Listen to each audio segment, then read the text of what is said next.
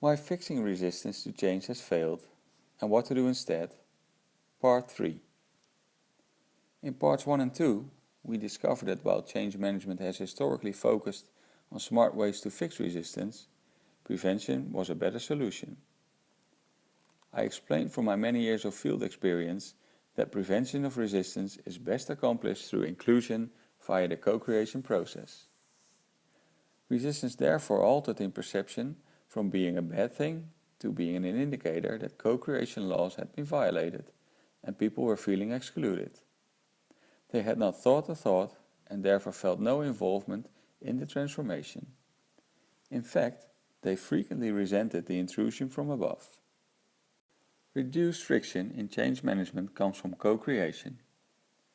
Recalling the imagination and materialization steps in the creation process, the solution is to allow these stakeholders to participate in co-creative activity. As they participate in creation and materialization, resistance will dissolve. The only true solution is inclusion.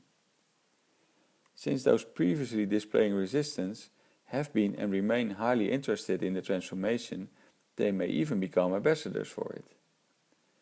Looking closely at co-materialization, what occurs is a group of people transform the ideas they generated themselves into their reality.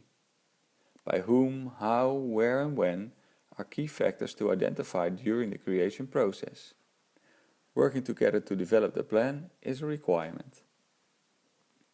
Without doing so, actions will be assigned to people who have not thought of them, thereby violating the co-creation process.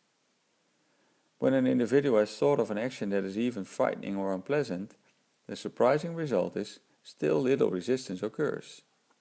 The action has become a straightforward thing to do. But don't worry, if sufficient resistance accrues against a specific materialization, the act of co-creation will determine another solution to be implemented. That is the power and fun of co-creation.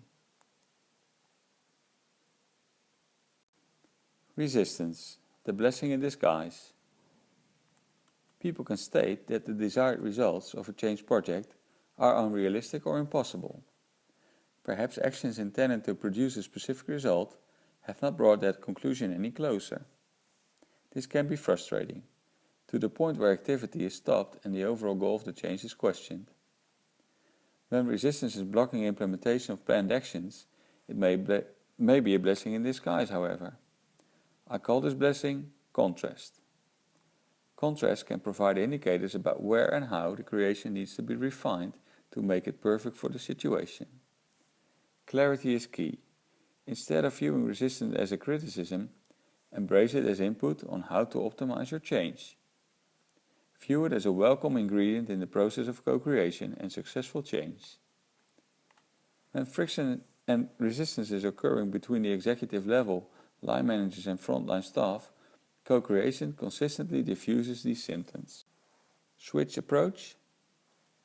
Should an organization that has traditionally conducted business through a top-down strategy suddenly and completely switch to a co-creative approach?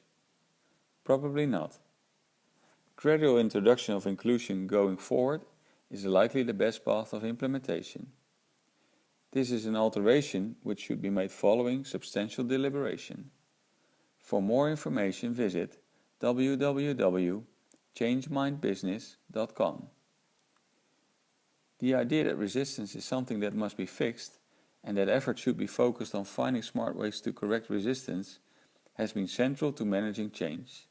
However, prevention is a much better approach, and through co-creation, the impact of inclusion will be felt positively all through the organization. This leads to much smoother implementations and transformations.